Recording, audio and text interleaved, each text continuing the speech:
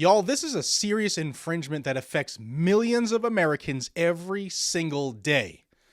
And Patriots, as I present this ridiculously moronic Second Amendment loss, I want you to think of different public places where you might be confronted with evil and have to defend yourself or others. And keep in mind what just happened on a public transportation bus in Charlotte, North Carolina.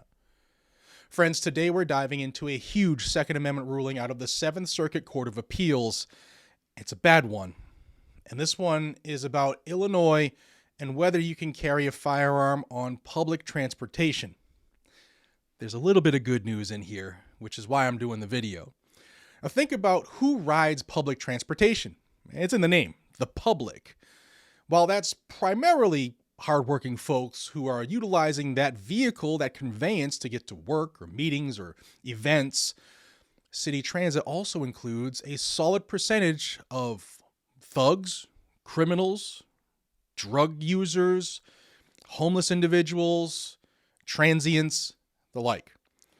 And there are many videos that you can find online and stories of assaults, robberies, violent encounters, and worse that take place on public transit. And like I referenced in Charlotte this past week, murder.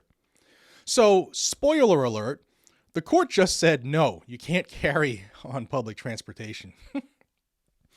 And they used history and tradition to back it up, as much of a stretch as it was.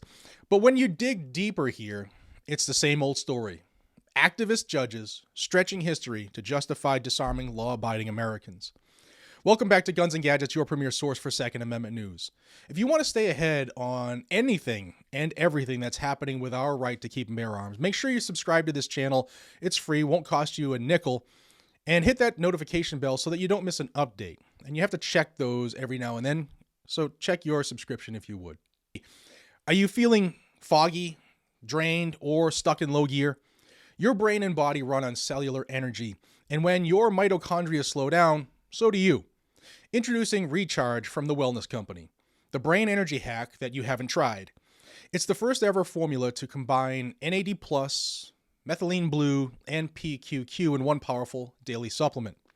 NAD+ is what your cells use to create energy. It powers everything from DNA repair to how you age, while methylene blue helps your mitochondria work better, so you get more energy and less cellular stress. And PQQ, well, it helps your body make more mitochondria, boosting brain and body performance over time. This triple threat formula is backed by TWC's Chief Medical Board and designed to give you real results. Feel the difference with enhanced mental clarity, substantiated energy, sharper focus, and protection against cognitive decline. And no, it won't turn your tongue blue. Take 2 tablets each morning and ignite peak performance from brain to body. Head over to twc.health/gunsandgadgets and use code gunsandgadgets to get 10% off, plus get free shipping. You can also utilize the QR code that I have made for you there. Links will be down in the description and in the pinned comment. Again, that's twc.health/gunsandgadgets and use code gunsandgadgets to get 10% off, plus free shipping. Let's jump into this. This case is Schoenthal versus Raoul, and it comes from Illinois, where the state says you cannot carry a firearm on public transportation like buses, trains, or subways. That includes the massive Chicago Transit Authority and the Metra commuter rail system.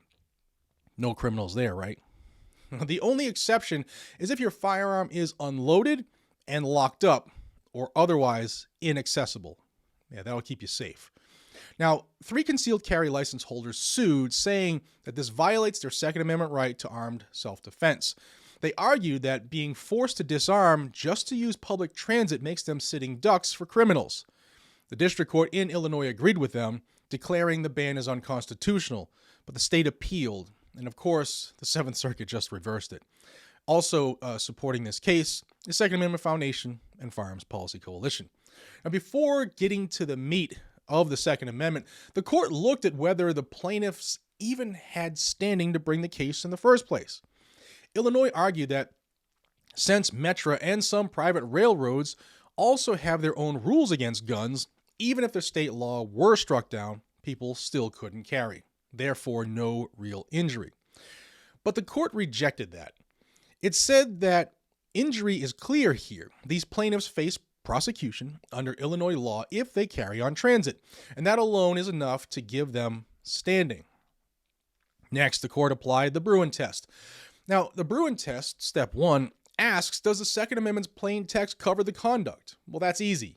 Yes, carrying a handgun for self-defense is a protected act under the Second Amendment, and everyone agreed there. Now, step 2, is the state law consistent with the nation's historical tradition of firearm regulation? This is where things get dicey. The Seventh Circuit leaned heavily on so-called sensitive places, well, the doctrine rather. And the court said that just as guns were historically banned in schools, courthouses, and polling places, public transit can be treated the same. Their logic? Crowded, confined spaces where the risk of violence is heightened allow for temporary disarmament. Y'all copy that? They acknowledge that the risk for violence is heightened, so the only people they choose to disarm are the ones who seek to carry legally. That's my dog if you hear him.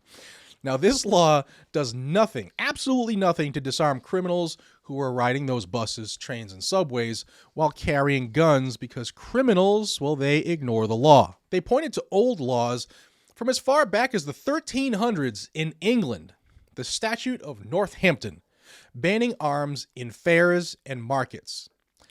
Who gives a rat's ass about England and their anti-gun laws? We fought them to be free and independent, so that history and tradition part should be moot. In fact, Bruen said the history and tradition that is going to be looked at was how the country was around the time of the ratification of the Second Amendment in 1791.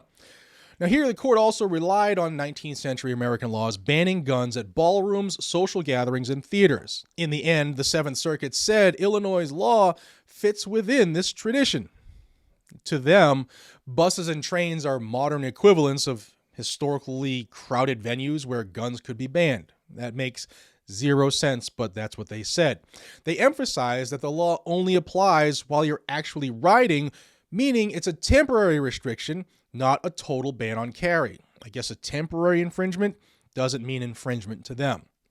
And check out this quote from the opinion. Quote, "We are asked whether the state may temporarily disarm its citizens as they travel in crowded and confined metal tubes, unlike anything the founders envisioned. We draw from the lessons of our nation's historical regulatory traditions and find no Second Amendment violation in such a regulation." Hacks. But here's where things get interesting. Other courts have gone the opposite way. The Ninth Circuit in Wolford versus Lopez recently looked at California's ban on guns on public transit, and they said it was likely unconstitutional, mainly because it lacked an exception for unloaded stored firearms. Illinois' law has that exception, so the Seventh Circuit leaned on that. So right now, we've got conflicting circuit opinions, and that's the type of split that the Supreme Court might eventually need to resolve. In fact, it's what they actually look for to get involved in cases is a circuit split. Now we have one.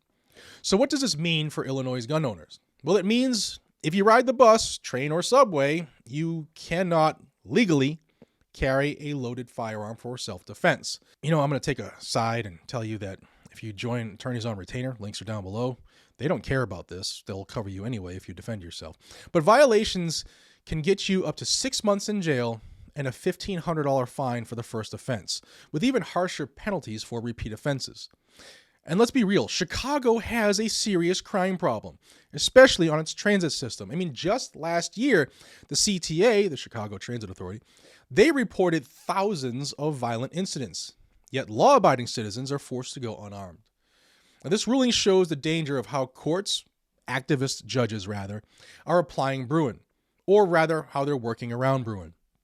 Instead of sticking to the actual text and history of the founding, activist judges cherry-pick analogies. They take an unconstitutional law banning guns in an 1817 New Orleans ballroom and use it to justify banning guns on a 2025 commuter train. Now that's a stretch at the very least, and it turns the Second Amendment into a permission slip rather than a right. Friends, this decision is just another reminder that the fight for the Second Amendment isn't just in Congress or state legislatures, it's in the courts as well. And courts can get it wrong, just like they did here. The Seventh Circuit has upheld disarming citizens on public transit. Will the Supreme Court step in? Well, time will tell, but in the meantime, Illinois' gun owners are left vulnerable, stripped of their rights the moment they step onto public transit. If you found this breakdown helpful, hit that like button and share this video so that your friends will also know what's going on. Subscribe to this channel so that you stay up to date on every Second Amendment case across the country. And remember, this channel exists because of you, and I humbly thank you for that. Together, we'll keep exposing the truth and fighting for our Second Amendment rights. Until next time, stay safe, stay free, and I'll see you on the next one. Take care, y'all.